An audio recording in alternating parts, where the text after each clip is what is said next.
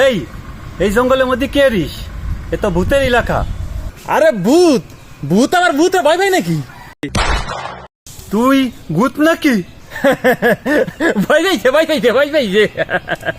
আরে ভূত টুত বলে কিছু আছে নাকি?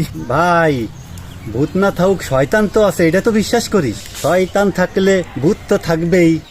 মিনু, এই জঙ্গলের মধ্যে একা একা কেটেছিস? একা কোয়ান্তে দেখলি? সাথে আসমত আছে না?